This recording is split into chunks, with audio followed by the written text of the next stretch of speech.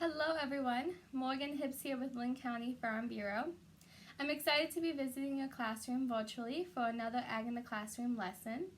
This month we are going to learn about the history of agriculture and how technology plays a huge role in today's modern agriculture industry and how it has changed over time.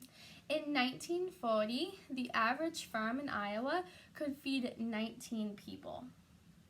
Today, in 2020, the average farm can feed 165 people.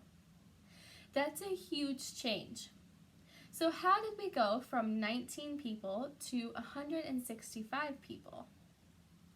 With the use of innovation and technology. So if you haven't, I want you to pause this video and watch two videos.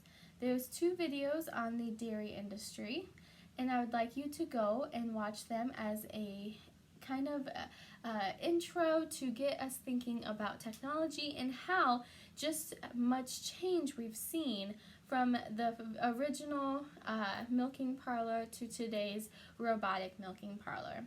So I would like you to pause and watch that video now. Okay, now that you have watched those videos, you have seen the drastic change in technology from the video where we're milking by hand, all the way to today where we have robotic milkers. We have the challenge of feeding 9 billion people by 2050. My mom just celebrated her 50th birthday. She was born in 1970. And we had a celebration for her, and so my sister and I made a poster with some fun facts about what was happening in 1970. In 1970, there was 3.5 billion people. 2020, there was a little over 7 billion people. By 2050, there's going to be over 9 billion people. Our planet, the population just keeps increasing and increasing. But what about the amount of food that we can produce? Will the land that we have available to grow food, will that increase or decrease? It's going to decrease. So we will have to use technology to figure out how to grow enough food for our growing population on less land. People will have to have places to live, go to school, work, and so the land that we have to grow food on now is going to decrease. But with the help of technology, we can grow enough food, and technology meaning equipment, also biotechnology, scientists looking at the efficiency of having everyone work together, conservationists looking at how we are impacting the land, how we can conserve our resources. So technology can be a broad spectrum. Okay, now I would like you to go to the activity, and you can pause this video.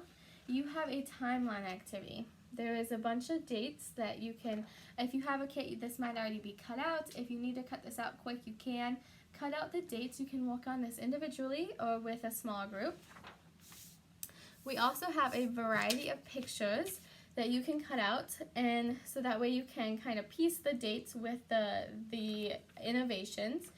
So for example, this one was the horse-drawn combine used to harvest wheat, came into use on West Coast farms. We also have silos, structures that store grain, came to use in what year? Farmers began using satellite technology to track and plan their farming practices.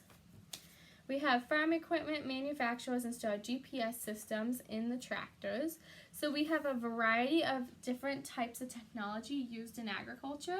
And I would like you to, I don't expect you to know all of these, but I'd like you to think about, when did some of these things come in play? And if you are new to agriculture and you don't know when tractors started using GPS systems, think about as a society as a whole. Think about, when did we start using cell phones, computers? When was the first car invented? And that should help you start to kind of narrow down some of these different farming technologies and the dates they might have been created. Okay, so I'd like you to do that, and then when you have that done, the teacher has the answer key in the lesson plan, and you can talk about these as a class. And like I mentioned, I don't expect you to know them all. I certainly don't know them all off the top of my head. I would have to think about the same thing as you are, brainstorm of when these might have been invented. So just do your best, talk it out, and then have a class discussion about when some of these were invented. Okay, how did that go? What kind of different technologies were included in our timeline? How did they help improve agriculture? You can brainstorm and have a class discussion on some of these key points. When we think back to when agriculture first began, so way back when, 10,000 BC, give or take, is about the time when farmers started to domesticate plants and animals, meaning they went out into the wild and they went and searched for seeds, and then they brought those seeds back and they planted them and they grew them. And same with animals. They took, the wild pig does not look anything like today's domesticated pig. So they took animals from the wild and they tamed them and domesticated them so that we could grow and raise plants and animals right next to us. We didn't have to go hunt and gather for our food anymore. Over time, technology kept improving, and the things that you saw in your timeline just kept making farming more and more efficient, that eventually, if I ask you to raise your hand how many of you live on a farm, maybe one or two of you might raise your hand, but most often here in Linn County, we are close to Cedar Rapids.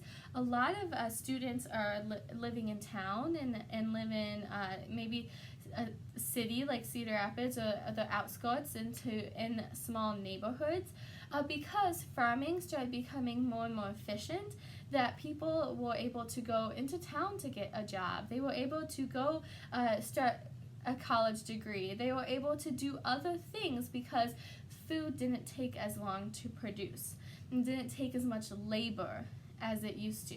So once farming started becoming more of a business, that's when families started moving and doing other things, because farms no longer produce food just for themselves.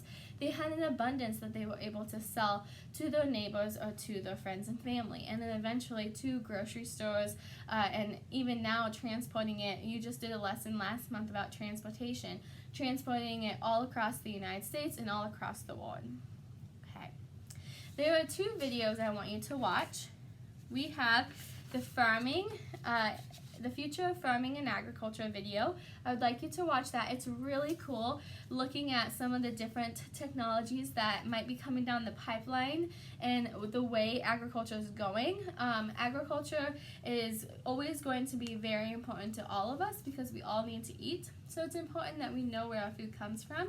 So it's kind of fun to see some of these different technologies and what farmers are using to help become more efficient so that we can feed our growing population. Okay, and then I would like you to watch Agriculture Engineers video looking at how agriculture engineers problem solve, because that will lead into our next activity, which is these challenge cards, or these scenario cards. So these cards, you can pass them out, and you can do this in a small group or you can hold a class discussion, but these are just different situations that might be happening in agriculture now, or possible situations that could happen. And I would like you to brainstorm possible ways that we could help solve this challenge. And then you can take a computer piece of paper, if you have classroom poster boards, and brainstorm your technology, and then draw up your technology or write a description of it, because then you will be presenting to the class. To wrap up, there are some more videos that you can watch. We have a variety of videos in the lesson plan, and then also there is a local farm chat that we did here this summer that's all about drones. And as a review, I encourage you to watch that video because it's a local example of how technology is being used.